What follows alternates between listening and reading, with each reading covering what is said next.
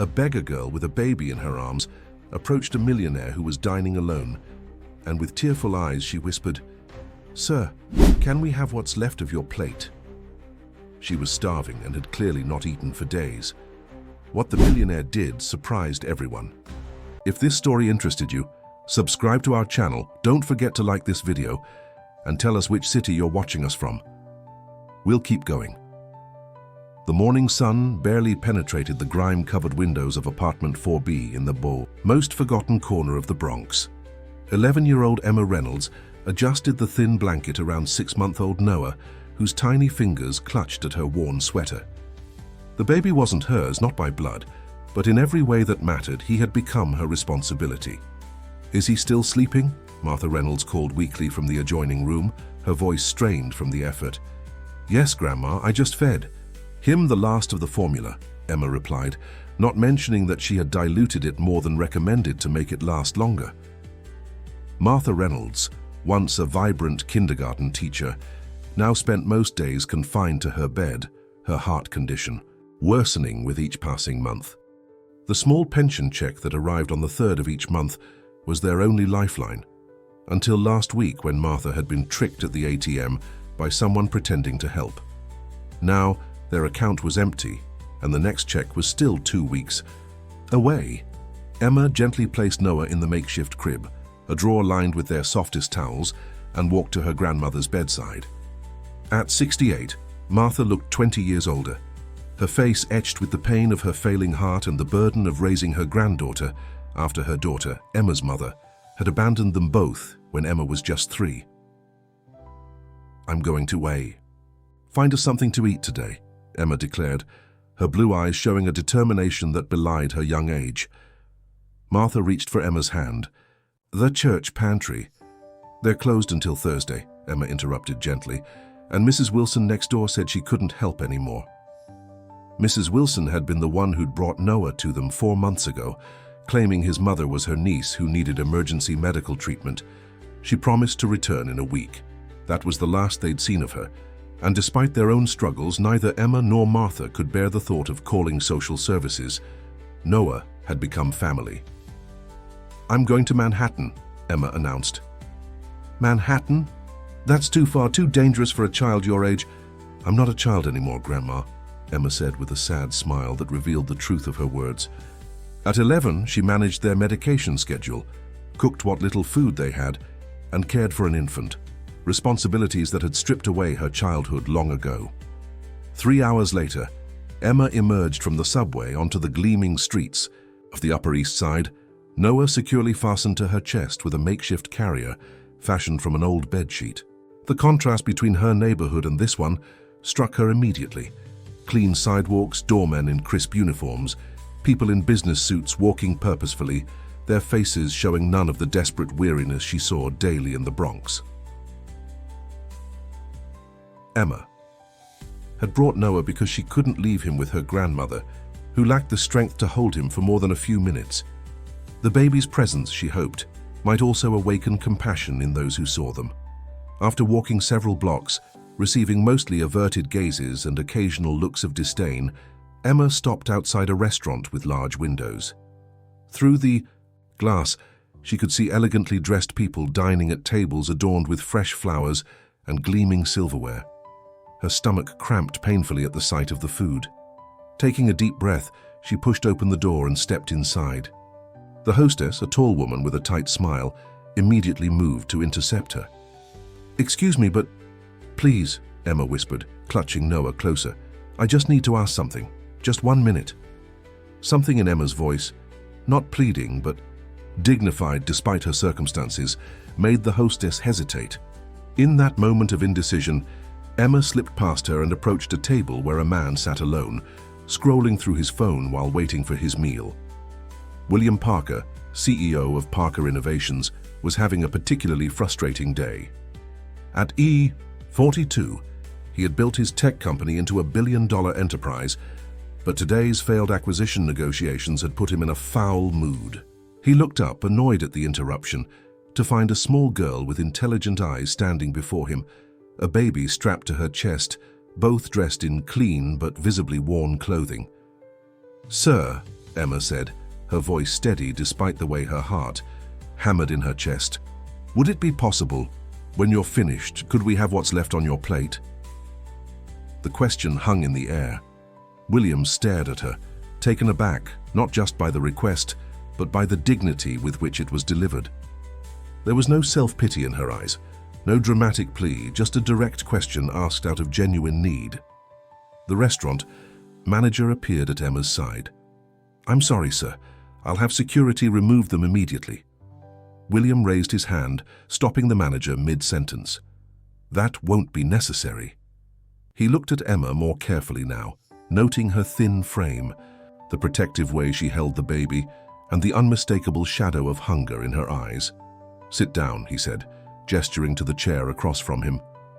"Sir, our policy," the manager began. "I understand your policy," William cut him off, his voice carrying the authority of someone accustomed to being obeyed. "But these are my guests now." The manager retreated, and Emma carefully sat down, adjusting Noah in her arms. "What's your name?" William asked. "Emma Reynolds. And this is Noah. Is he your brother?" Emma hesitated. "He's family." William nodded, accepting her answer without pressing further.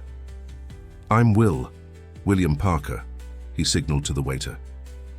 "Please bring a children's menu," and he glanced at Noah. "Do you have something suitable for an infant?" "The chef can prepare a vegetable puree," the waiter offered. "Perfect, and please expedite my order." Emma looked at him, confusion evident on her face. "I didn't mean for you to buy us food, I just thought maybe what you didn't finish." William studied her for a moment. "Where are your parents, Emma?" "My mom left when I was little. I never knew my dad. I live with my grandmother in the Bronx. But she's sick and—" Emma trailed off, suddenly aware she had said too much. William's meal arrived, along with a smaller plate for Emma and a tiny bowl of pureed vegetables for Noah. Emma carefully fed Noah first, her movements practiced and gentle. Only when the baby had eaten did she turn to her own food, eating slowly and with a restraint that spoke of someone unaccustomed to regular meals. "Your grandmother, what's wrong with her?" William asked. "Her heart. She needs medicine that costs a lot, and she got tricked at the ATM last week, so we lost all our money for the month." Emma's matter-of-fact tone broke something inside William. Children her age should be worried about homework and friends, not medication costs and feeding babies. As they finished eating, William made a decision that would alter the course of multiple lives. "Emma, I'd like to help you and your grandmother and Noah. Would you let me do that?" Emma regarded him with a wariness born of hard experience. "Why would you want to help us?" It was a fair question, and one William wasn't entirely sure he could answer. Perhaps it was the directness in her eyes, or the care she showed for Noah, or simply the stark reminder of human fragility in a world where he had insulated himself with wealth and power. "Because I can," he said finally, "and because you had the courage to ask for what you needed." Emma considered his words carefully. In the Bronx, offers that seemed too good to be true usually were, but something about William Parker felt different. There was no condescension in his gaze, no performative pity, just a genuine offer extended, from one human being to another. "My grandma always says we should be careful with strangers," Emma said, "but she also says there are still good people in the world." She adjusted Noah in her arms, his small head now resting against her shoulder as he dozed. "I think maybe you're one of them." William felt an unexpected warmth at her tentative trust. "I hope to prove your grandmother right." As they left the restaurant together, neither could have predicted how completely their lives were about to change, or the challenges that awaited them as their worlds collided. For Emma, it was a desperate gamble born of necessity. For William, it was a moment of clarity in a life that had become defined by acquisition rather than connection. And for baby Noah, oblivious in his innocent slumber, it was the beginning of a future suddenly full of possibility. William Parker's custom-tailored suit felt suddenly out of place as he followed Emma up the narrow stairwell of the rundown apartment building in the Bronx. The elevator had been out of service for months, according to Emma, who climbed the 4 flights with practiced ease despite carrying Noah. William found himself slightly winded by the time they reached the landing. "Grandma might be sleeping," Emma whispered as she fumbled with the key. "She gets tired a lot." The apartment was small but meticulously clean. What struck William most wasn't what was there, but what wasn't. No television, no computer, minimal furniture, bare walls, save for a few carefully preserved photographs. The space spoke of dignity maintained in the face of scarcity. Martha Reynolds was not sleeping, but sitting up in bed, her face etched with worry that transformed into shock when she saw the tall, well-dressed stranger following her granddaughter through the door. "Emma, where have you been? And who is—" "Grandma, this is Mr. Parker, William. He bought us lunch and—" Emma rushed to explain, but Martha's expression had already hardened with suspicion. "Sir, I don't know what my granddaughter told you, but we don't accept charity. Whatever she asked from you—" "Mrs. Reynolds," William interrupted gently, "your granddaughter didn't ask for charity. She asked if she could have the leftovers from my plate after I finished eating. I was the one who offered more." He remained, standing near the door, conscious of being an intruder in their space. "Emma was protecting Noah and trying to help you. You should be proud of her resourcefulness." Martha's eyes softened slightly as she looked at Emma, who was now settling Noah into his makeshift crib. "I am proud, every single day." She turned back to William. "But I still don't understand why you're here." William chose his next words carefully. "Mrs. Reynolds, I'd like to help your family, not as charity, but as an investment in Emma's future, and Noah's." "We've managed this far on our own," Martha replied, though her voice lacked conviction. "Grandma," Emma said softly, "the medicine is almost gone, and the refrigerator is empty, and Noah needs formula." A heavy silence filled the room. Martha's pride warred visibly with her practical understanding of their situation. William sensed this was a pivotal moment. Push too hard and the door would close. Too little and the opportunity to help would slip away. "What exactly are you proposing, Mr. Parker?" Martha finally asked. "To start, I'd like to make sure you have food, medicine, and whatever Noah needs," William said. "Beyond that, I'd like to help Emma continue her education in a school that can challenge her. She's clearly bright." "I'm in 6th grade, Emma interjected. "I got accelerated last year." William smiled. "I'm not surprised." He turned back to Martha. "I'd also like to make sure you're seeing the right doctors for your heart condition." Martha's expression remained guarded. "And what do you expect in return for all this generosity?" The question wasn't unfair. In William's world, nothing came without expectations. But here, in this sparse apartment with these proud, struggling people, the normal rules of transaction seemed inadequate. "Nothing, Mrs. Reynolds, except perhaps the chance to get to know your family better." Martha studied him for a long moment, her eyes sharp despite her physical frailty. "Emma has good instincts about people. She must have seen something in you." She sighed. "We'll accept your help with the immediate needs, food and medicine. The rest we'll discuss." It was a small concession, but William recognized it for the significant gesture it was. That evening, William's driver delivered groceries, prescriptions, baby supplies, and a proper crib for Noah. William himself returned the following day and the day after that. Each visit revealed more about the remarkable family living in apartment 4B. He learned that Martha had been a teacher for 35 years before her health forced early retirement, that Emma had taught herself to read at age 4 and had a particular gift for mathematics. That Noah, despite his uncertain beginnings, was thriving under their care, hitting developmental milestones right on schedule. By the end of the week, William had arranged for Martha to see a leading cardiologist, enrolled Emma in a prestigious private school with a scholarship he quietly funded, and found a licensed daycare center for Noah that would allow Martha peace of mind and Emma the freedom to focus on her studies. Victoria Caldwell noticed the changes in William immediately.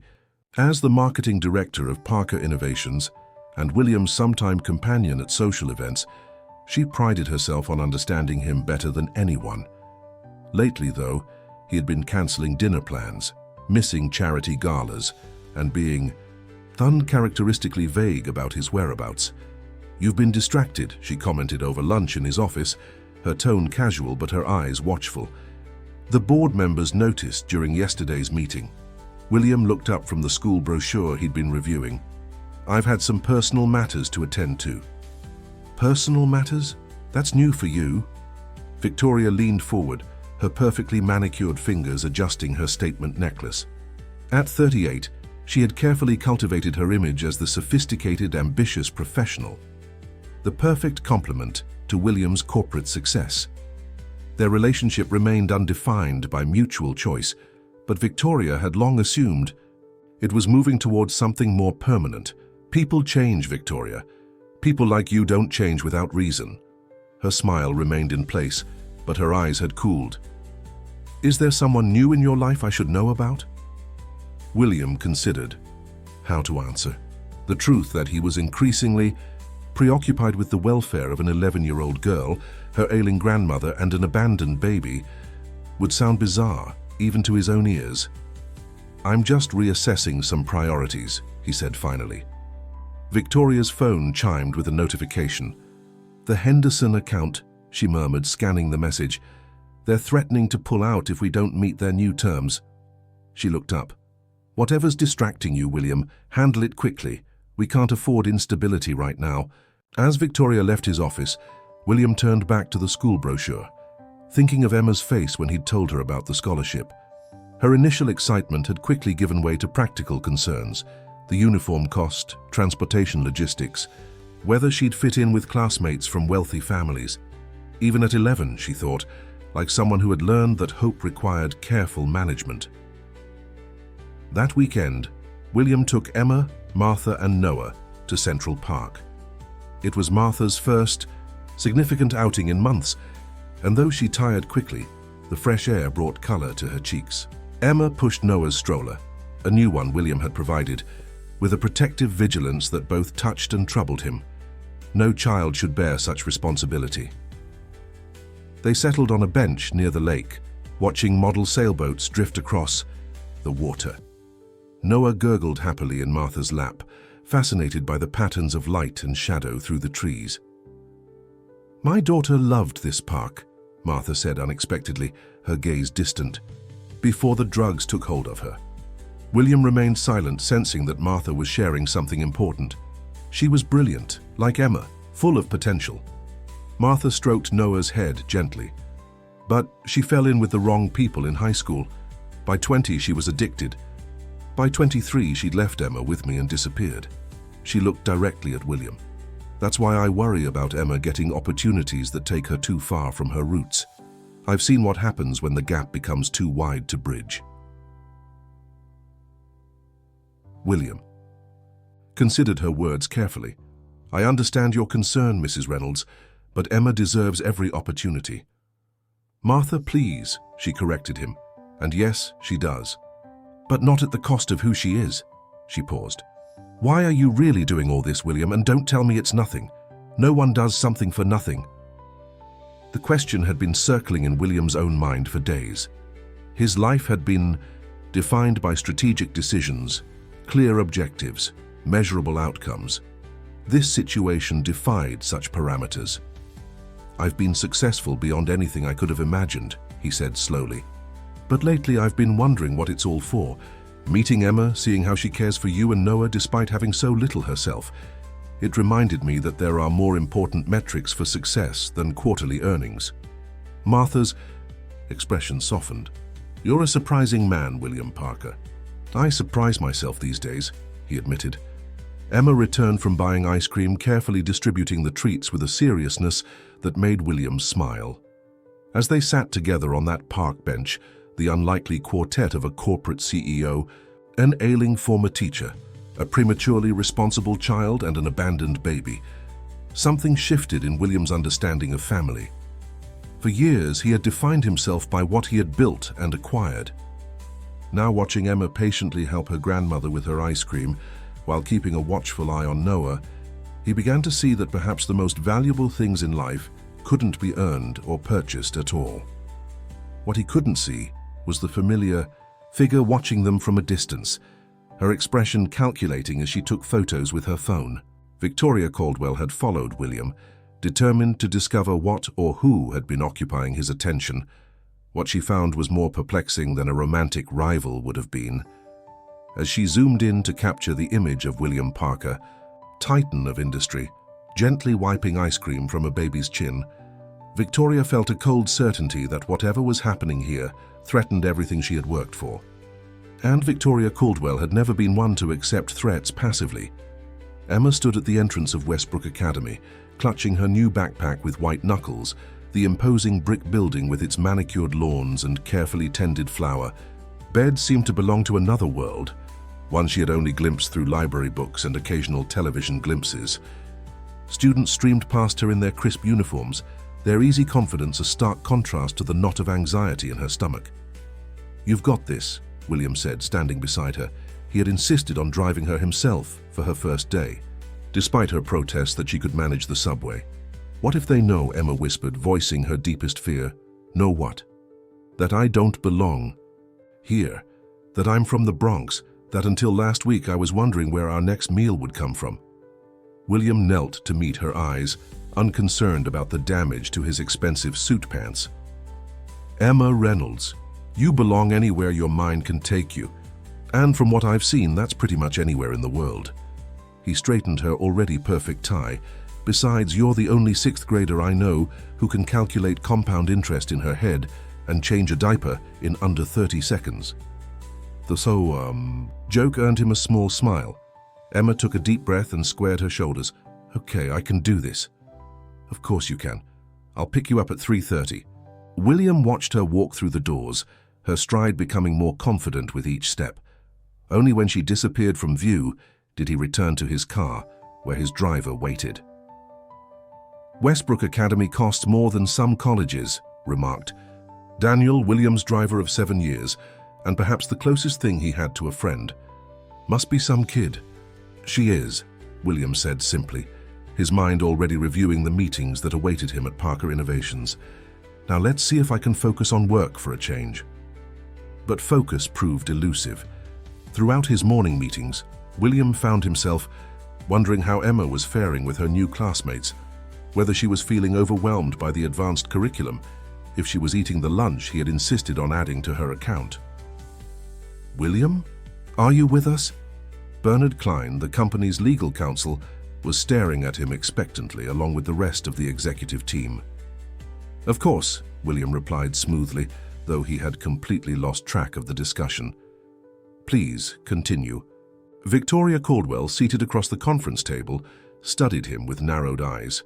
After the meeting, she followed him back to his office. "Who were they?" she asked without preamble, closing the door behind her. "Who?" "The old woman, the little girl and the baby, the ones you were with in Central Park on Saturday." William stiffened. "You were following me?" "I was concerned," Victoria countered.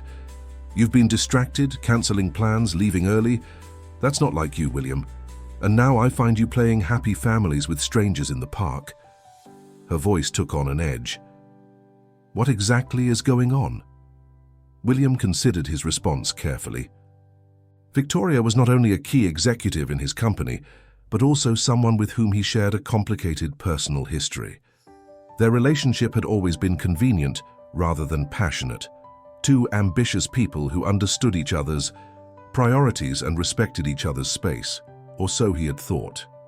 "I'm helping a family that's fallen on hard times," he said finally. "The grandmother is ill, and the girl is exceptionally bright. I'm making sure she gets educational opportunities. Since when do you involve yourself in charity cases personally? That's what your foundation is for." Victoria's perfectly sculpted eyebrows arched in disbelief. "You didn't even attend your own sister's baby shower last year because you had their conference call." "Maybe that's the problem," William replied, surprising himself with the admission. "Maybe I've had my priorities wrong for a long time." Victoria's expression shifted from incredulity to calculation. "You need to be careful, William. The board watches everything you do. A suddenly erratic CEO doesn't inspire investor confidence."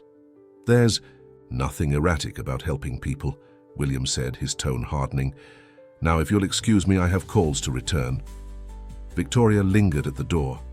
Just remember who's been by your side all these years, William, who understands this world you've built. With that parting shot, she left, her heels clicking sharply against the marble floor. William turned to the window, Victoria's words echoing. Uncomfortably. She wasn't entirely wrong. The corporate world operated by certain rules, and his recent behavior was breaking several of them. But for the first time in years, he felt he might be doing something that mattered beyond quarterly reports and stock prices. His phone buzzed with a text message from the daycare center he had arranged for Noah. There was an attached photo of the baby sitting up on his own, grinning at the camera. William found himself smiling back at the image. Another buzz. This time a message from Martha, sent laboriously with arthritic fingers. Dr. Levine says new medication is working. Thank you. Small victories, but somehow they felt more significant than the major acquisition he had overseen last quarter. At precisely 3:25, William's car pulled up outside Westbrook Academy. He spotted Emma immediately, sitting alone on a bench, her face composed, but her posture revealing the tension she carried. When she saw his car, relief washed over her features. "How was it?" he asked as she slid into the back seat beside him. "Different," Emma said after a moment's consideration. "The math is easy, but they're already doing French, and I've never studied languages before. And at lunch," she trailed off. "What about lunch?" Emma shrugged, attempting nonchalance. "Nobody really talked to me. It's okay, though. I had a book." William felt a pang of guilt. He had been so focused on getting her into the school that he hadn't fully considered the social challenges she would face. "These things take time," he said, hoping it was true. "You'll make friends." Emma nodded, but her eyes told a different story. She had lived her entire young life as an outsider. The girl with no parents, the caretaker instead of the child, the poor student in a wealthy district.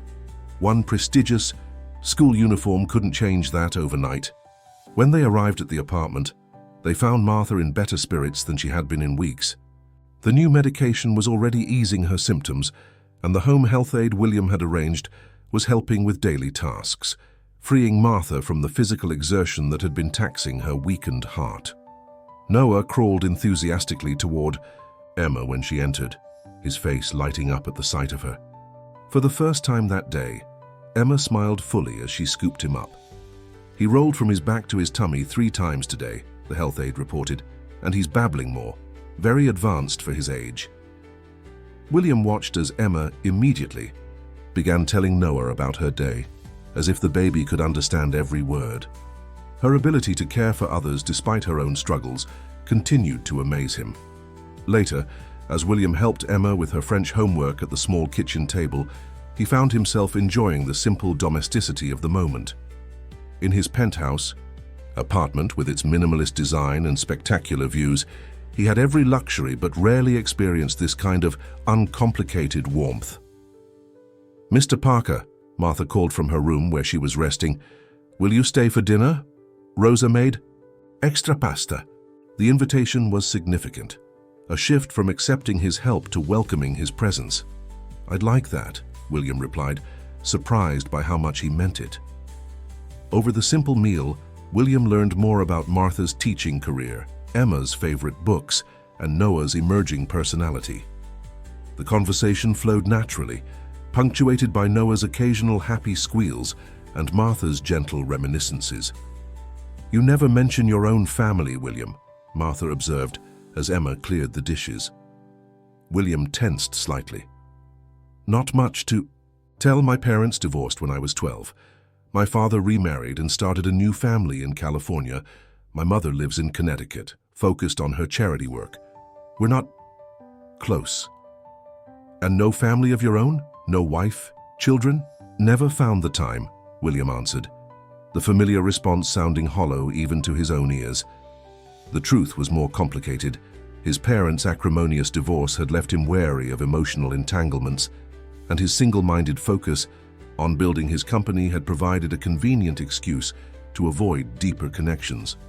"Time has a way of slipping past while we're busy with other things," Martha said, her gaze knowing. "Before you realize it, you're old, wondering where the years went." William nodded, acknowledging the gentle wisdom in her words. I'm beginning to understand that. When William finally prepared to leave, Emma walked him to the door. Thank you for today, she said formally, as if reciting a line she had rehearsed. For everything. You don't need to thank me, Emma. Grandma says we should always express gratitude. She hesitated, then added, the school is really nice. I'm going to work hard to deserve being there. The statement caught William off guard. You already deserve it, Emma. Never doubt that. As he drove back to Manhattan, William realized that something fundamental had shifted in his worldview. For years, he had operated on the principle that people received what they earned. Success was a direct result of effort and ability. But Emma's situation challenged that comfortable assumption. Her intelligence and determination were extraordinary, yet without intervention, her circumstances would have limited her opportunities regardless of her merit. How many other Emmas were out there, he wondered, their potential untapped due to accidents of birth and circumstance? The following weeks established a new rhythm to William's life. Mornings at Parker Innovations, afternoons often spent with Emma, evenings sometimes shared with the impromptu family in the Bronx. He arranged for tutors to help Emma catch up in French and Latin, watched with pride as she began to excel in her classes and took satisfaction in seeing Martha's health gradually improve. Noah, too, was thriving. The pediatrician William had found pronounced him perfectly healthy and developing ahead of schedule. The mystery of his parentage remained, but as weeks passed with no word from Mrs. Wilson or the supposed mother, it became increasingly clear that the baby had been abandoned to Martha and Emma's care. At Parker Innovations, however, tensions were building. William's reduced hours and divided attention had not gone unnoticed. Victoria, in particular, had grown increasingly hostile, especially after William declined to accompany her to a major industry gala, an event they had attended together for the past 5 years. The board is concerned, she informed him coolly the following morning. Huang Enterprises is considering pulling their investment. The Henderson contract is still in limbo. And now there are rumors about your extracurricular activities. William's head snapped up. What rumors? Victoria's smile didn't reach her eyes. That William Parker, notorious workaholic and unsentimental businessman, has suddenly developed a soft spot for some charity case family. That he's neglecting his responsibilities to play daddy to a kid from the Bronx. She leaned forward. Is that true? Have you lost your edge, William? The accusation stung precisely because it reflected his own unspoken concern. Had he changed? Undoubtedly. Was it affecting his business judgment? He wasn't sure. My personal life is not the board's concern, he said firmly. It is when it impacts the company, Victoria countered. Everything was running perfectly before you started this, whatever it is. Charity project, midlife crisis? William stood abruptly. That's enough, Victoria. I appreciate your concern for the company, but I suggest you focus on your own department's performance rather than my personal choices. As Victoria stormed out, William felt the first stirrings of real concern. He had built Parker Innovations from nothing, pouring 20 years of his life into its success. The company employed thousands, developed technologies that improved. Lives represented everything he had achieved. Could he balance that responsibility with his growing commitment to Emma, Martha, and Noah? And beneath that practical concern lay a deeper question. If forced to choose between the life he had built and the unexpected connection he had found with this makeshift family, which would he sacrifice? October brought unseasonably heavy rains to New York City. Emma splashed through puddles on her way home from the bus stop, holding her umbrella against the wind. After 2 months at Westbrook Academy, she had settled into an uneasy routine, excelling academically but remaining on the periphery socially. She had made one friend, Zoe Chen, a quiet girl who shared her love of mathematics, but the gulf between Emma's life experience and that of her wealthy classmates remained difficult to bridge. As she climbed the stairs to apartment 4B, Emma heard Noah's delighted laughter mixed with a deeper, familiar voice. She smiled, quickening her pace. William had been visiting almost daily, often arriving before she returned from school. Her grandmother, initially wary, had gradually warmed to his presence. Noah, now 9 months old, lit up whenever William entered the room. "There she is," William announced as Emma entered. He was sitting on the floor with Noah, who was attempting to stack colorful blocks. "How was school?" "Good," Emma replied, setting down her backpack. "I got an A on my history paper about the Civil War." "Of a course you did," Martha said proudly from her chair by the window. Her color was better these days, her breathing less labored.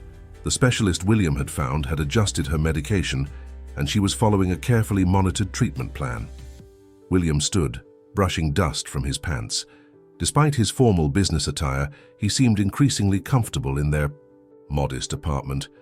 "I thought we might celebrate your excellent grades with dinner out tonight. How does Italian sound?" Emma hesitated, glancing at her grandmother. Outings with William were still a source of conflicted feelings. On one hand, she enjoyed the experiences he offered. Restaurants, museums, bookstores filled with volumes she could only dream of owning. On the other hand, she worried about becoming dependent on luxuries that could disappear as suddenly as they had appeared. "You three go," Martha encouraged. "Rosa will be here until 8, and I'm feeling tired." "Anyway, are you sure, Grandma, I can stay with you?" "Emma Reynolds," Martha said firmly. "You've spent enough evenings keeping an old woman company. Go enjoy yourself." An hour later, Emma found herself at Luciano's, an elegant but comfortable restaurant in Little Italy. Noah sat in a high chair, fascinated by the hanging lights and the basket of breadsticks William had placed within his reach. Emma was wearing one of the new outfits William had insisted on buying her, a simple blue dress that made her feel almost like she belonged in such surroundings. "I spoke with your French teacher yesterday," William mentioned as they studied the menus. "She says you've caught up completely. In fact, she thinks you might be ready for the advanced placement exam next year." Emma smiled, pleased by the praise but distracted. All day a question had been forming in her mind, and now it pressed forward, demanding voice. "William," she began, using his first name as he had repeatedly asked her to do, "why are you doing all this for us?" William set down his menu, giving her his full attention. "What do you mean?" "You've helped with Grandma's medicine and Noah's daycare and my school. You visit all the time. You buy us things." Emma twisted her napkin in her lap. "Nobody does this much without wanting something." The blunt question reflected the hard lessons of Emma's young life. In her experience, generosity usually came with strings attached. William considered his answer carefully. "Do you remember the day we met? What you asked me?" "If I could have the leftovers from your plate," Emma said softly. "Yes. And do you know what struck me about that question? You weren't begging. You weren't playing for sympathy. You were just asking directly for what you needed with dignity." William leaned forward. "In my world, Emma, that's rare. People spend most of their time trying to impress each other, pretending. They have everything figured out, hiding their real needs behind layers of social performance." He glanced at Noah, who was contentedly gumming a breadstick. "Meeting you, seeing how you care for Noah and your grandmother, despite having so little yourself, it made me realize how much I've been missing. Real connections, purpose beyond profit." Emma absorbed his words, her expression thoughtful beyond her years. "So we're like a project? To help you feel better about your life?" William winced at her perceptiveness. "No, at least not anymore." He ran a hand through his hair, a gesture Emma had come to recognize as a sign of his genuine emotion rather than his polished corporate persona. "Maybe at first I was just trying to help, or even trying to prove something to myself. But now..." "Now?" "What?" "Now you, Noah, and your grandmother matter to me. I care what happens to you." The admission felt both vulnerable and liberating. "Is that so hard to believe?" Before Emma could answer, William's phone vibrated. He glanced at it and frowned. "Excuse me for a moment. I need to take this." Emma watched as he stepped away from the table, his posture stiffening as he spoke. When he returned, his expression was troubled. "Everything okay?" she asked. "Just work," William replied, forcing a smile. "There's nothing for you to worry about." But there was plenty to worry about, as William well knew. Victoria Caldwell had escalated her campaign against his involvement with Emma's family. What had begun as concerned remarks had evolved into a coordinated effort to undermine his leadership. Board members were receiving anonymous emails detailing his erratic behavior and questionable associations. Major clients were expressing reservations about the company's stability. The Henderson contract, worth millions, had been officially cancelled that morning. William had built his reputation on being ruthlessly focused and emotionally detached, qualities that had served him well in business but left him ill-equipped for the personal transformation he was experiencing.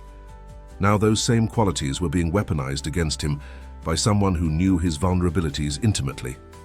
Through the remainder of dinner, William maintained a cheerful facade for Emma's benefit, but his mind was racing with contingency.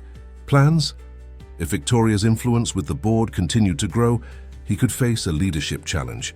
If key investors pulled out, the company's stock would plummet. The empire he had spent 2 decades building could crumble in a matter of weeks. As they drove back to the Bronx, Noah sleeping peacefully in the car seat William had installed, Emma studied his profile in the dim light. "You're worried about something?" she stated rather than asked. William glanced at her, once again struck by her perceptiveness. "Just some business complications." "Because of us?" Emma's voice was quiet but direct. "I heard you arguing on the phone last week. Someone was upset about the time you're spending with us." William considered deflecting but decided against it. Emma had faced enough harsh realities in her life to deserve honesty now. "Some people at my company don't understand why I've changed my priorities," he acknowledged. "But that's my problem to solve, not yours." Emma was silent for a long moment. "We could manage, you know. If you need to step back, Grandma's doing better and I can take care of Noah after school." The offer, made with such mature resignation, pierced William's heart. Emma was willing to return to her overburdened existence rather than cause him trouble. "That's not going to happen," he said firmly. "I'm not abandoning you, Emma. Not for business, not for anything." The conviction in his voice surprised even him. When had this makeshift family become so essential to his sense of self? Back at the apartment, Martha was already asleep. William helped Emma settle Noah in his crib, a proper one that had replaced the drawer where he once slept, and then paused at the door. "Emma, whatever happens with my company, I want you to know that meeting you and your family has been the best thing that's happened to me in a very long time. I won't let anything change that." Emma nodded solemnly. "I believe you." The simple statement of trust felt like both a gift and a responsibility. As William's car pulled away from the curb, he didn't notice the dark sedan parked half a block down, or the camera lens capturing his departure from the building. The following morning, the storm that had been building finally broke. William arrived at his office to find Bernard Klein, the company's legal counsel, waiting with a grave expression. "We have a situation," Bernard began without preamble. "The New York Business Journal is running a story about your personal involvement with a family in the Bronx. They're framing it as a potential ethical violation, suggesting you might be misusing company resources or showing questionable judgment." William's jaw tightened. "Who's their source?" "Anonymous, officially, but the details..." Bernard hesitated. "They could only have come from someone inside Parker Innovations, someone with access to your schedule, your calls." "Victoria," William said flatly. "I'm not naming names," Bernard replied carefully, "but whoever it is has been thorough. They have photos of you at the apartment building, at restaurants with the family, even picking the girl up at Westbrook Academy. The article questions whether you've become emotionally compromised and suggests the board should consider temporary leadership while you sort out your personal issues." William felt cold anger rising. "This isn't about the company. This is about control." "Whatever it's about, it's serious," Bernard continued. "3 board members have already called me this morning. Henderson is citing this as validation of their decision to pull out, and Huang Enterprises has issued a statement expressing concern about leadership stability." The implications were clear. William's position, at the company he had founded was in jeopardy. All because he had dared to develop a genuine human connection outside the carefully controlled parameters of his previous existence. "What's your recommendation?" William asked, his voice steady despite his inner turmoil. Bernard sighed. "Professionally, distance yourself from this situation immediately.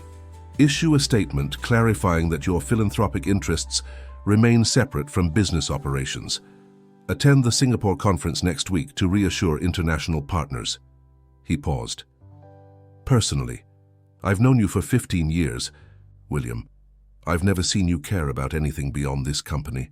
If this family matters to you, fight for them, but understand what it might cost." William nodded, dismissing Bernard with a gesture. Alone in his office, he stared out at the Manhattan skyline, the empire of glass and steel that had defined his identity for so long. Then he pulled out his phone and looked at the most recent photo of Emma, Noah, and Martha, taken during their dinner at Luciano's. Their faces reflected something his success had never given him: belonging. The choice, he realized, had already been made.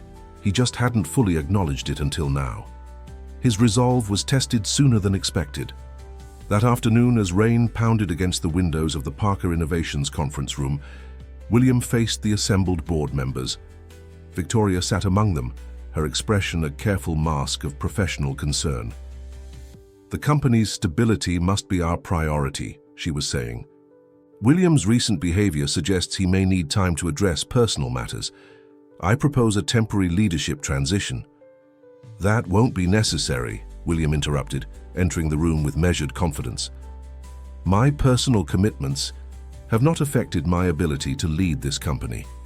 "The Henderson contract suggests otherwise," remarked Judith Winters, the oldest board member.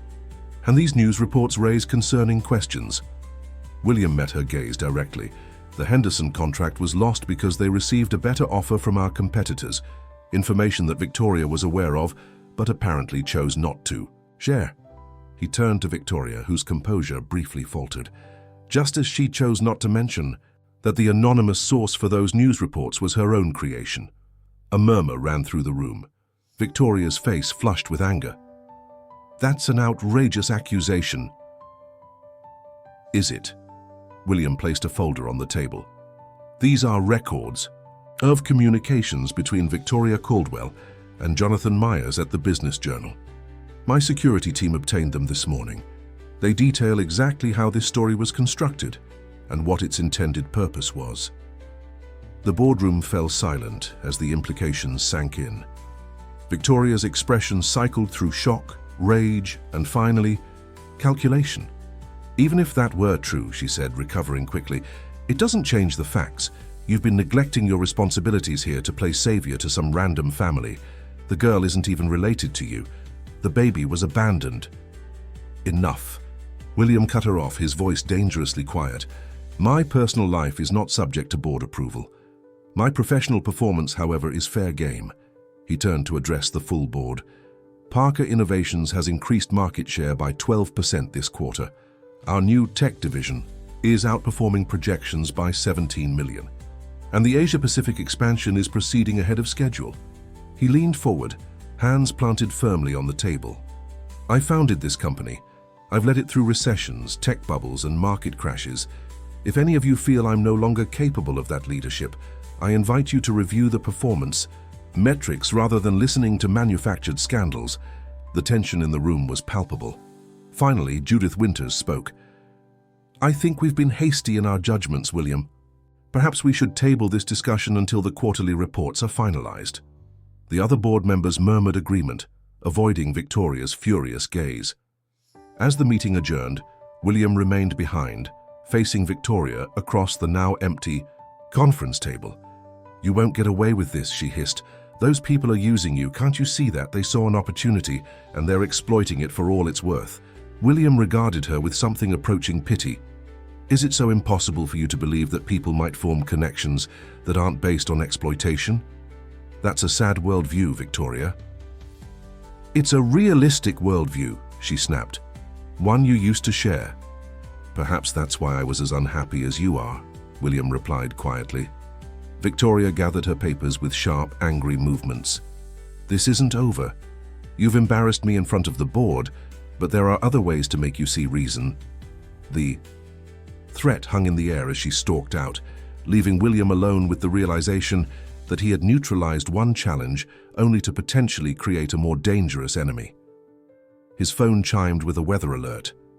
The persistent rain had intensified, and flood warnings were being issued for several areas, including parts of the Bronx. William tried calling Emma's cell phone, a recent gift to help them stay in touch, but received no answer. The knot of worry in his stomach tightened as he tried Martha's number, with the same result. Outside, the sky had darkened to an ominous grey-black, rain sheeting down with increasing ferocity. William grabbed his coat and headed for the elevator, a sense of foreboding growing with each unanswered call.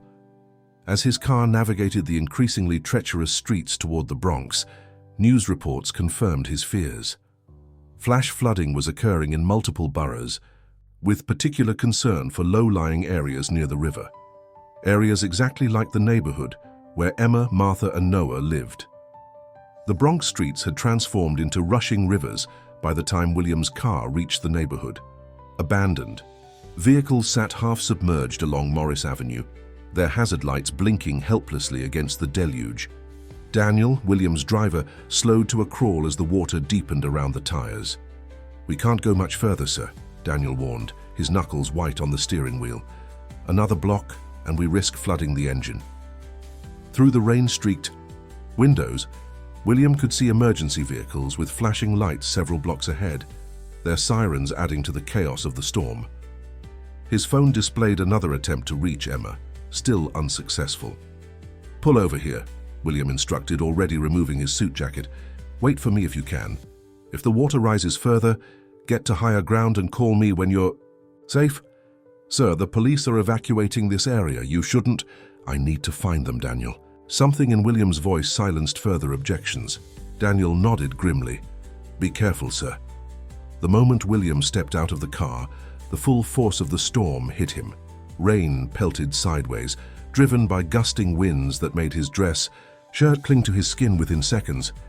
The water on the street was already ankle-deep and rising, carrying debris from overflowing storm drains. William waded forward, orienting himself toward the familiar apartment building 4 blocks away.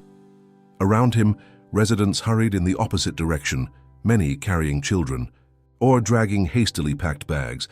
A police officer with a megaphone was directing people toward evacuation buses. "Sir, you need to head toward the buses."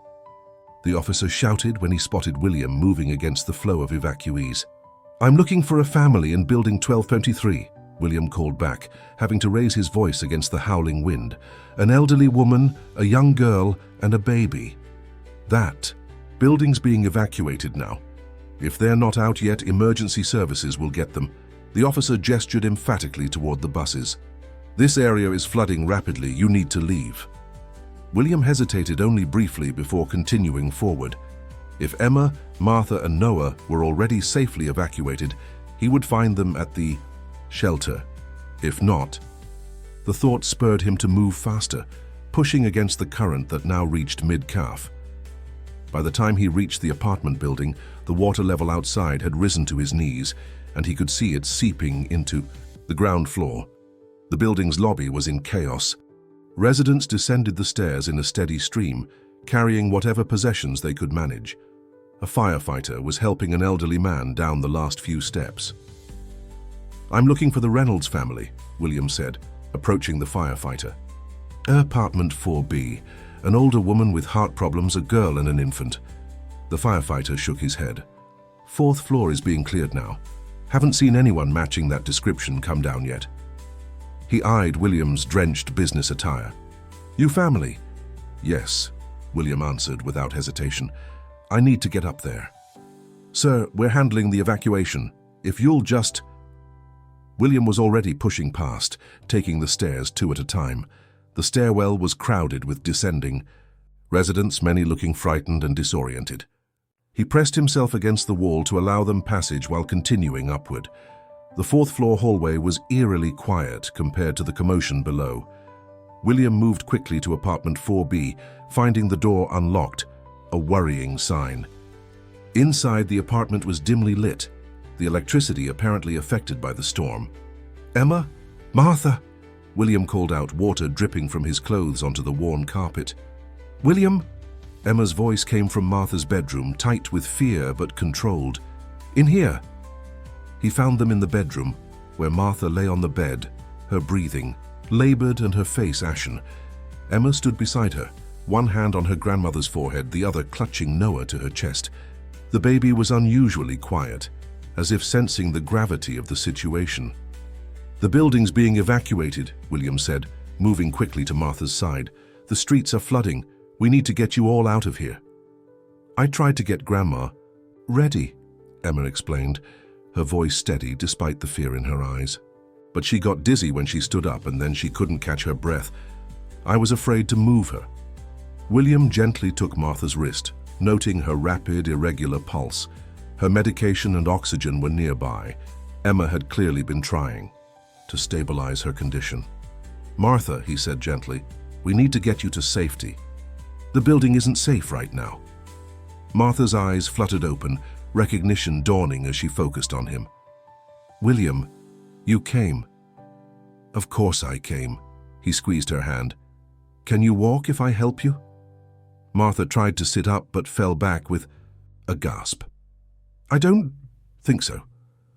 William made a quick decision. "Emma, gather any critical medications and Noah's essentials. We have minutes, not hours." As Emma moved with practiced efficiency, William called Daniel. "I've found them, but we need medical evacuation. Martha can't walk and the water's rising." He listened briefly.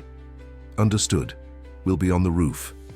He turned to Emma, who had filled a small backpack with medications, Noah's formula, and a few diapers. "Change of plans.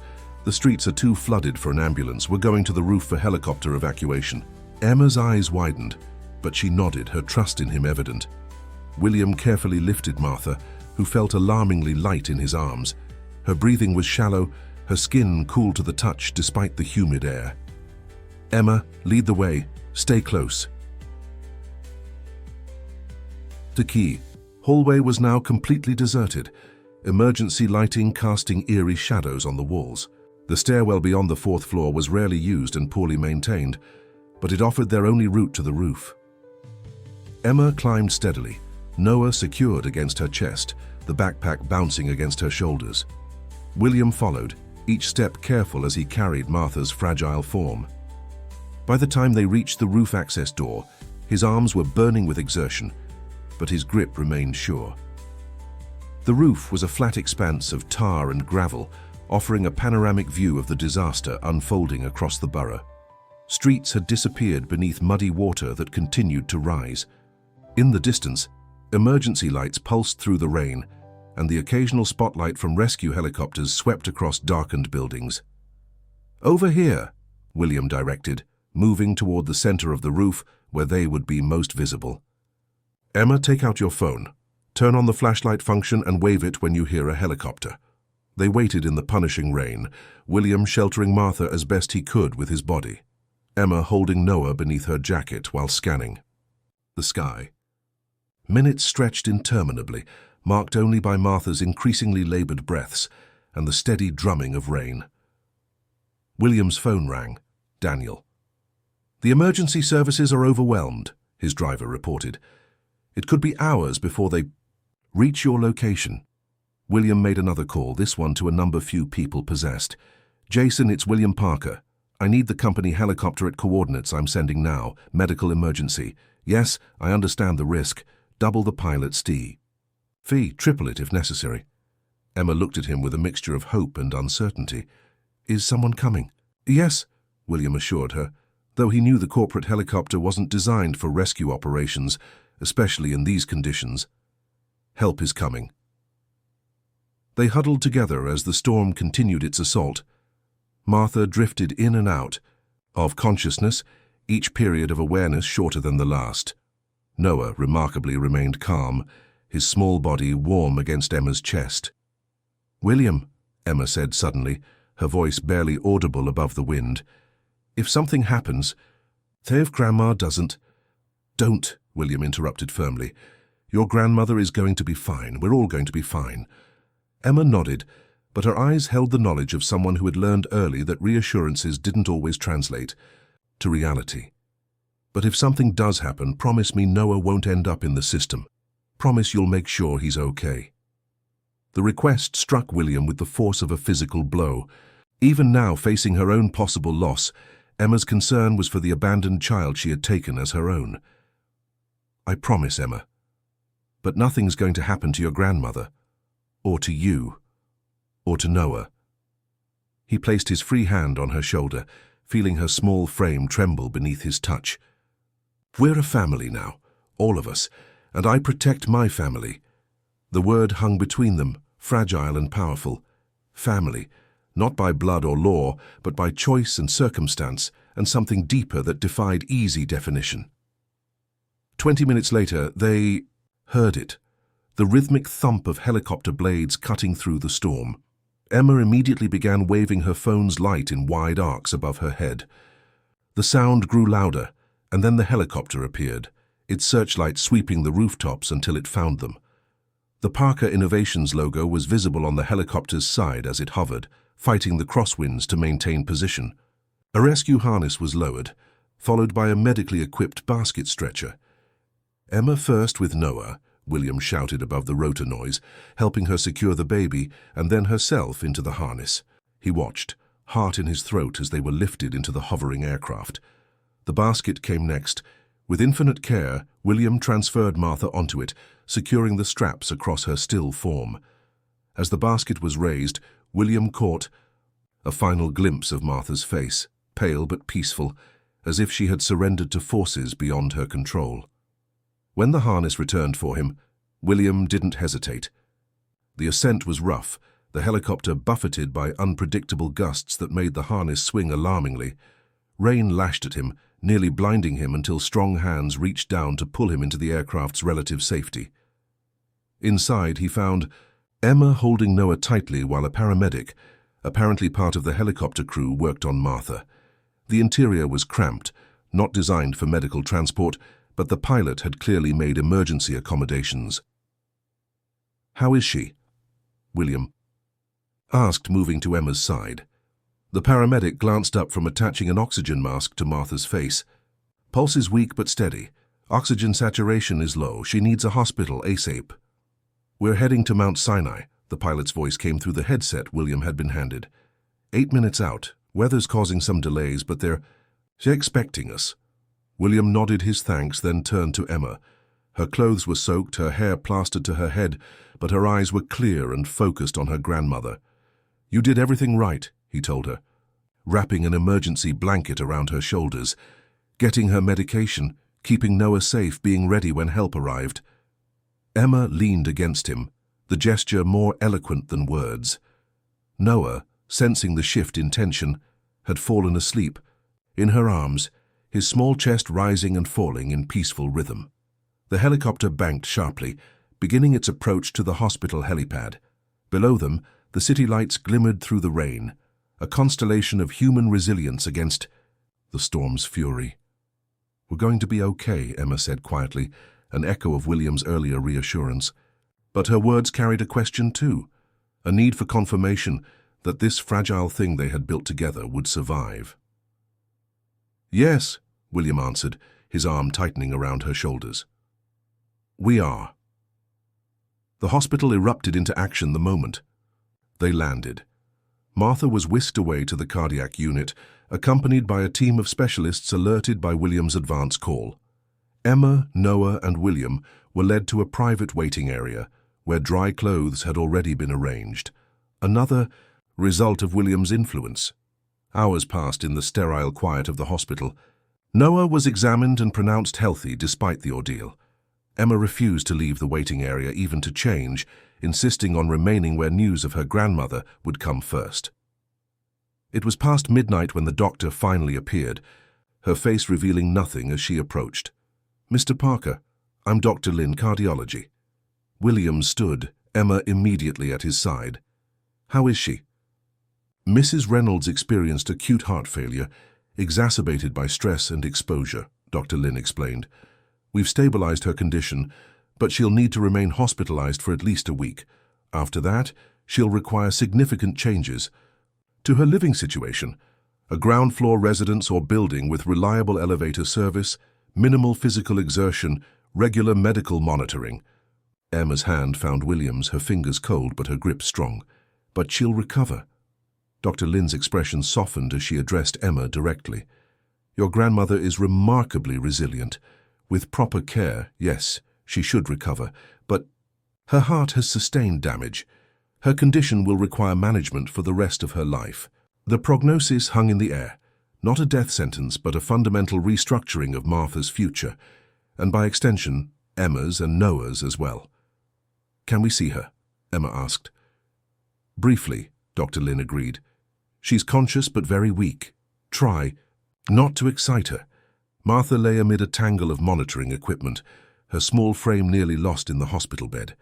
Her eyes were closed when they entered, but they opened at the sound of Emma's footsteps.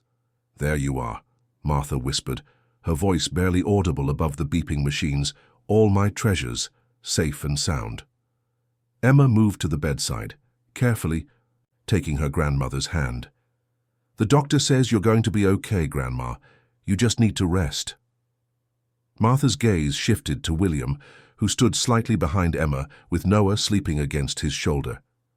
You found us in the storm. I'll always find you, William replied simply. A ghost of a smile touched Martha's lips. I believe you. Her eyes drifted to Noah, then back to Emma. My brave girl, always taking care of everyone. Not anymore, Emma said with a glance back at William. Now we have help. Martha's eyes were already closing, exhaustion claiming her, but her fingers tightened briefly around Emma's. Family, she murmured. We have family. As they left Martha to rest, a nurse approached with a clipboard of forms. Mr. Parker, there's the matter of Mrs. Reynolds's admission paperwork, and the child hospital policy requires documentation of guardianship for minors admitted without parents. The bureaucratic reminder of their unusual situation felt jarring after the life-and-death intensity of the past hours.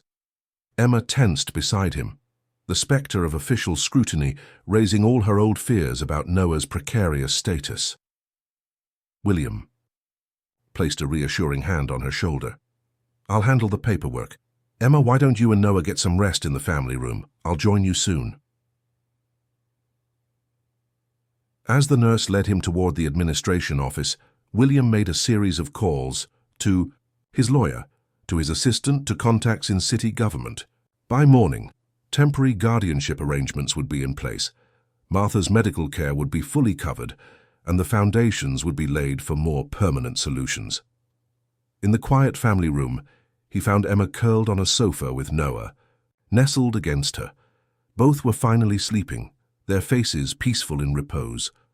William settled into a chair opposite them, watching over his makeshift family as the storm gradually spent its fury against the hospital windows. Outside, the city that had nearly taken them from him was beginning its slow recovery. Inside, William Parker, who had spent a lifetime building walls around himself, found that when those walls finally crumbled, what rushed in wasn't destruction, but possibility. Emma stirred, her eyes opening to find him watching. You're still here, she murmured, voice thick with sleep. I'm still here, William confirmed, and I'm not going anywhere. She nodded, already drifting back towards sleep, but not before whispering the question that had been building between them through floodwaters and hospital corridors and the spaces between heartbeats. Why are you doing all this? The truth this time. William's answer came without hesitation, simple and transformative, because you showed me what real love looks like. In that moment, as dawn began to lighten the horizon beyond the rain-washed windows, William understood that he had not saved this family. They had saved him. Spring arrived in New York with a gentle persistence, coaxing pale green buds from tree branches that had stood bare throughout the harsh winter. In the sunroom of a brownstone in Brooklyn Heights, Martha Reynolds sat in a comfortable chair, sunlight warming her face as she sorted through a basket of yarn. At 70, Her hands showed the familiar swelling of arthritis, but they moved, with purpose as she selected colors for her latest project. "Grandma, have you seen my science notebook?" Emma called from the hallway, her footsteps quick and light on the hardwood floors. "Check the dining room table," Martha replied. "You were working on that solar system model last night." Emma appeared in the doorway, a whirlwind of energy at, almost 12 years old. The past 6 months had transformed her, not just physically as she grew taller and began to leave childhood behind, but in subtler ways.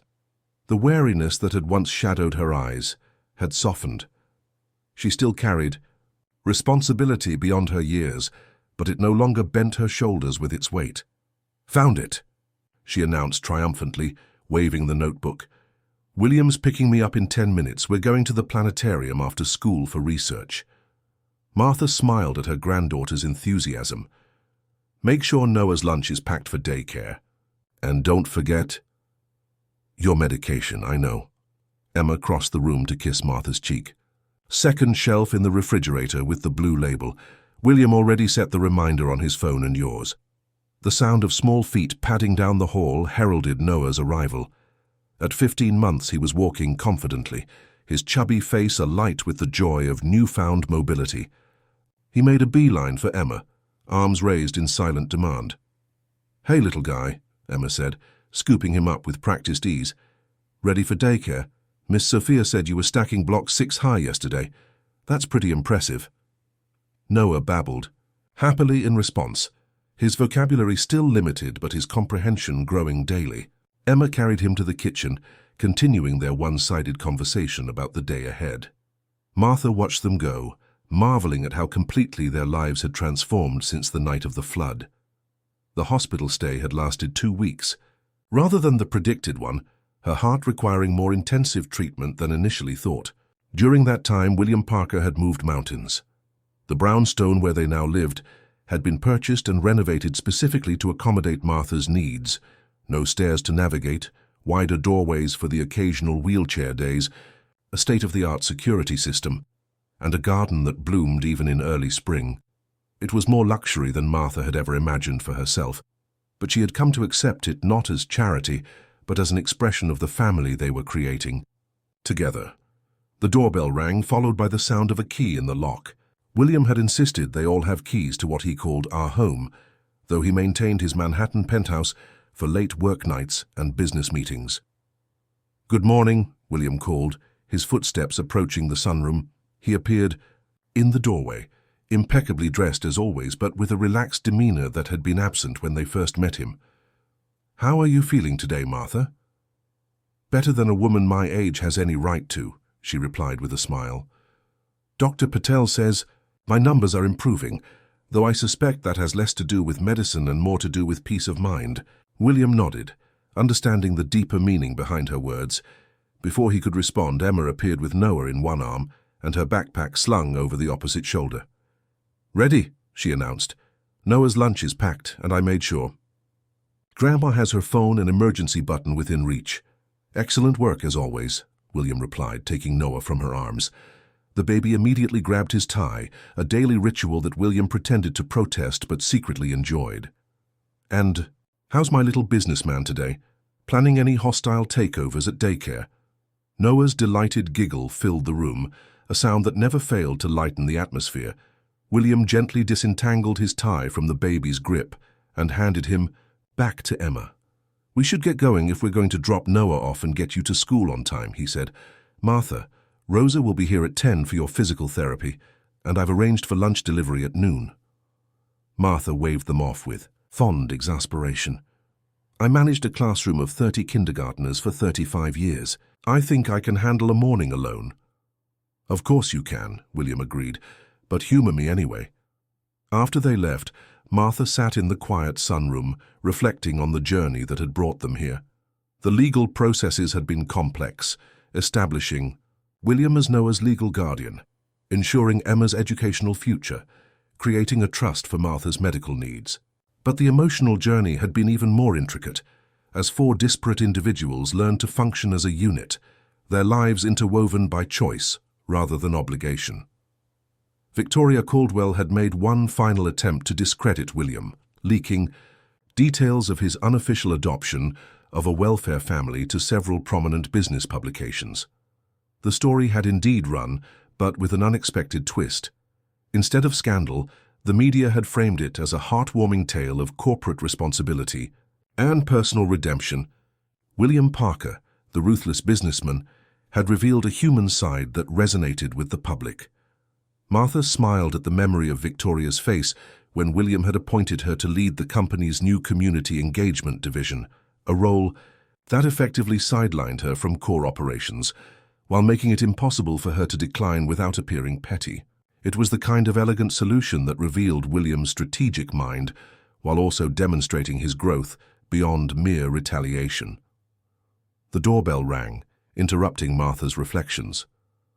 Rosa wasn't due for another hour, and deliveries usually came to the service entrance. Curious, Martha used her cane to steady herself as she moved to answer the door. The woman standing on the porch was elegantly dressed, her silver hair styled in an expensive bob, her posture suggesting someone accustomed to authority. She appeared to be in her early 70s, with features that struck Martha as vaguely familiar. "May I help you?" Martha asked. The woman hesitated, seeming to gather her composure. "I'm Elizabeth Parker, William's mother. I believe he's mentioned me." Martha's surprise must have shown on her face, because Elizabeth added quickly, "He doesn't know I'm here. I wanted to meet you first." "I see." Martha studied the woman more carefully, recognizing now the resemblance to William, the same direct gaze, the same set of the jaw. "Would you like to come in?" Elizabeth followed Martha to the living room, her eyes taking in the surroundings with keen assessment. Family photos lined the mantel, Emma holding Noah at the park, William teaching Emma to play chess, Martha reading to Noah, and one particularly cherished image of all four of them at Thanksgiving. "It's a lovely home," Elizabeth commented, seating herself with the careful precision of someone unsure of their welcome. "William made sure of that," Martha replied, settling into her own chair. "May I ask what brings you here today, Mrs. Parker?" "Elizabeth, please." She paused, her hands clasped tightly in her lap. "I've been following William's life from a distance for many years. We haven't been close since his father and I divorced." Martha nodded, knowing from William's rare mentions of his parents that the split had been acrimonious, with William caught in the middle of two strong-willed people who had weaponized their son's affection in their battle against each other. "When I heard about what happened after the flood, about you and the children, I was surprised," Elizabeth continued. "William has always kept people at a distance. Even as a boy after the divorce, he withdrew, built walls." She looked directly at Martha. "I've often wondered if that was our fault, his father's and mine." "Children are resilient," Martha said gently, "but they learn from what they see. If love is presented as a battleground, they may decide it's safer not to engage at all." Elizabeth's composure wavered slightly. "Yes, I fear that's exactly what happened." She took a breath. "When I saw the news stories about William's new family, about all of you, I didn't believe it at first. It seemed so unlike him." "People can surprise you," Martha observed, "especially when they find something worth changing for." "That's why I'm here," Elizabeth admitted. "I'd like to meet I'm not sure what to call them. My grandchildren. Is that presumptuous of me?" The question hung in the air, laden with decades of estrangement and newfound hope. Martha considered the woman before her, proud but vulnerable, reaching across a chasm of her own making. "William will be picking Emma up from school at 3:30, Martha said finally. He usually comes straight home. Noah returns from daycare around 4. If you'd like to wait, you could meet them all." Relief softened Elizabeth's features. "I would like that very much." The hours that followed were filled with cautious conversation that gradually warmed as the two women discovered shared interests in education and gardening. Elizabeth, it turned out, had been a university professor before retiring to focus on philanthropic work. She asked thoughtful questions about Emma's academic progress and Noah's development, showing genuine interest in their lives. By the time the front door opened at 3:45, Martha had formed a favorable impression of William's mother, a woman who had made mistakes, but seemed sincerely interested in redemption. "Grandma, you won't believe what happened in science class today," Emma called as she entered, her voice trailing off as she registered the presence of a stranger. William appeared behind her, freezing in the doorway when he recognized the visitor. "Mother," he said, his tone carefully neutral, "this is unexpected." Elizabeth stood, her composure faltering slightly under her son's guarded gaze. "William, I hope you don't mind. I wanted to meet your family." Emma looked between them, quickly assessing the situation with her characteristic perceptiveness. "You're William's mom, I'm Emma." She stepped forward, offering her hand with a poise that made Martha proud. "It's nice to meet you." The simple courtesy broke the tension. Elizabeth took Emma's hand, her smile genuine. "It's wonderful to meet." "You too, Emma. Your grandmother has been telling me about your accomplishments at school. Quite impressive." William remained by the door, his expression unreadable. Martha caught his eye, offering a slight nod of encouragement. After a moment's hesitation, he moved into the room. "How did you find us?" he asked his mother. "I have my resources," Elizabeth replied, then softened. "Actually, your assistant might have helped. I can be quite persuasive when necessary." William's eyebrow raised slightly, a gesture Emma had recently begun to mimic. "I'll need to speak with her about security protocols." "Don't be too hard." "On her," Elizabeth said. "Family is a compelling argument."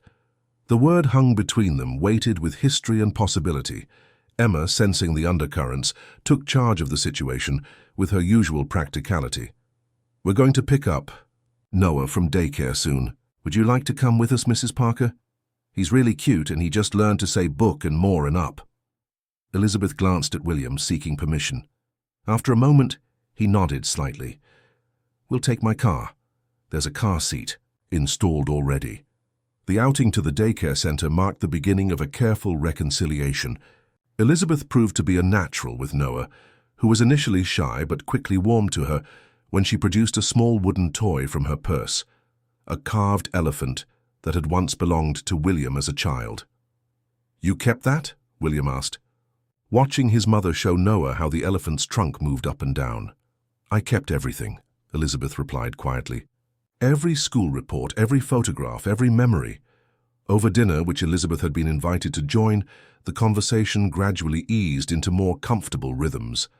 Emma entertained them with stories from school, while Noah charmed everyone with his attempts to feed himself spaghetti. William remained somewhat reserved, but his defenses had lowered perceptibly. As the evening drew to a close, Elizabeth helped Emma clear the table, an unexpectedly domestic task for a woman who had likely employed household staff for most of her life. "Will you visit again?" Emma asked, handing Elizabeth a plate to dry. Elizabeth glanced toward the living room where William was speaking quietly with Martha. "I'd like to, if it's all right with everyone." "I think it would be good," Emma said, with the directness that was so characteristically hers. "William doesn't talk about his family much, but I think he misses having one. A real one, I mean." Elizabeth regarded the young girl thoughtfully. "You're very wise for your age, Emma." "That's what Grandma says." "But I'm just saying what I see." Emma placed the last dish in the cabinet. "Everyone should have a family, even grown-ups like William." In the living room, a parallel conversation was unfolding. "Your mother seems sincere," Martha observed, watching William's profile as he gazed out the window. "She always did have impeccable manners," he replied, a trace of old bitterness in his tone. "It's more than manners," Martha countered, gently. "She kept your childhood toys, William. She follows your career.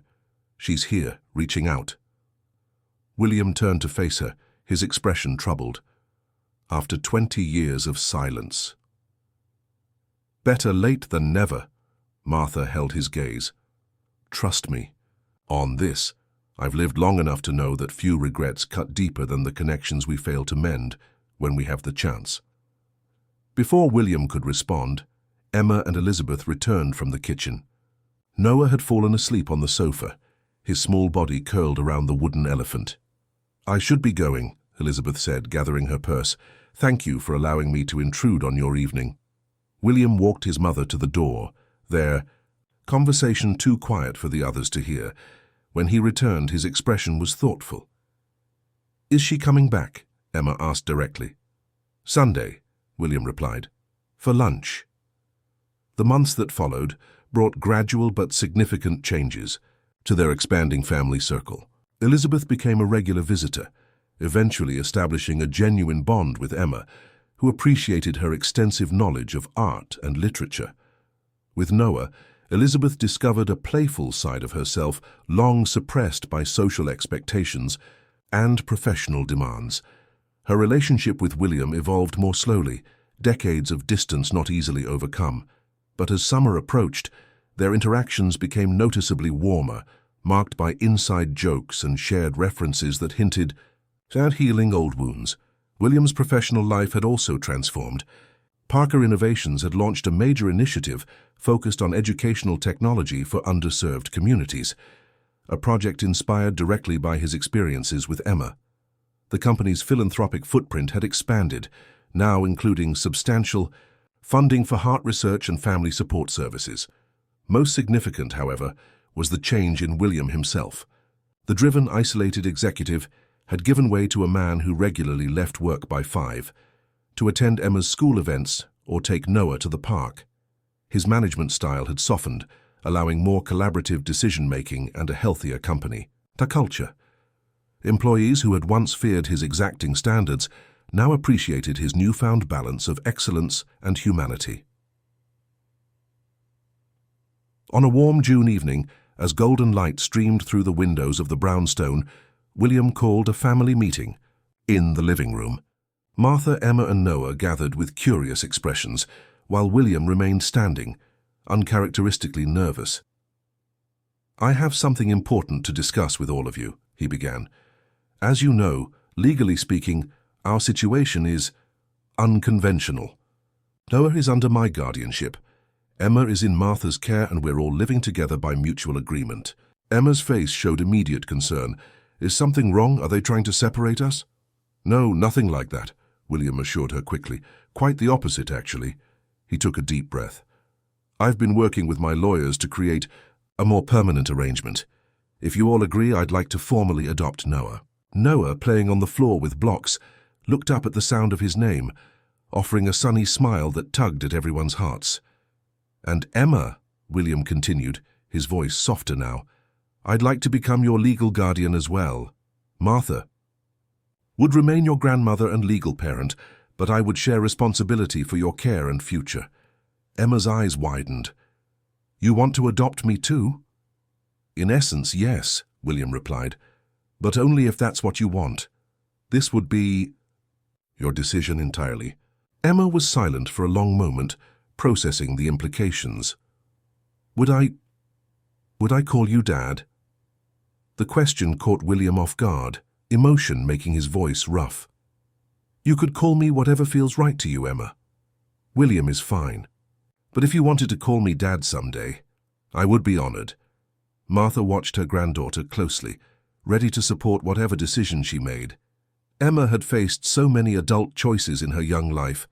This was perhaps the most significant yet. Emma looked from William to Martha, then to Noah, who had abandoned his blocks to toddle toward her. She gathered the baby into her arms, a gesture that had become second nature. "I think," she said slowly, "that Noah needs a dad. And I do too." Her voice grew stronger with certainty. "So yes, I want you to be our dad." The word hung in the air, simple yet profound in its implications. William crossed the room and knelt before Emma and Noah, his usual corporate composure, nowhere in evidence as he gathered them both into a careful embrace. "Thank you," he whispered, the words inadequate for the gift he had been given. Martha discreetly wiped a tear from her cheek, witnessing the healing of wounds across generations, Emma's abandonment, Noah's uncertain beginnings, William's emotional isolation. In this moment of connection, the broken pieces of 3 separate lives were reforming into something stronger and more beautiful than their original state. The following weekend brought another milestone. Elizabeth arrived for her now regular Sunday visit, this time accompanied by a photographer William had commissioned. The family gathered in the garden, which was in full bloom, for their first official portrait. As they arranged themselves against a backdrop of roses and ivy, William with Noah on his hip, Emma standing between William and Martha, Elizabeth, positioned slightly to Martha's side, the photographer called for them to hold still.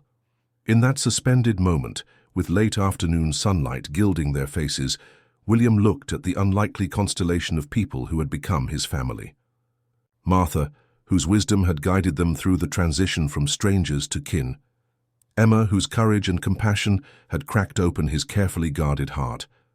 Noah, whose innocent trust reminded them daily of life's simple joys. Even his mother, Elizabeth, finding her way back to connection after years of estrangement. "Everyone say family," the photographer instructed. As the shutter clicked, capturing their image for posterity, William realized that the word no longer represented an abstract concept or a business obligation. Family had become his reality, messy, challenging, and infinitely more fulfilling than the empire of acquisition he had built before. The photograph would eventually take pride of place in the brownstone's entryway, a visual testament to the truth that family isn't always created by blood or birth. Sometimes it forms in the most unexpected circumstances, a chance encounter in a restaurant, a desperate plea from a child protecting her own, a man discovering that his capacity for love was greater than he had ever imagined. A portrait not just of four people smiling for a camera, but of a profound truth. That family in its truest sense is what we create when we choose each other day after day, through storms both literal and figurative, building something that can withstand the most powerful forces life brings against. As summer deepened around their Brooklyn home, William Parker, once defined solely by what he possessed, found himself redefined by what he had given, his heart. His name, his future, all offered to three people who had shown him what it meant to belong. And Emma Reynolds, who had once asked for mere leftovers from a stranger's plate, discovered that sometimes the universe returns our small acts of courage.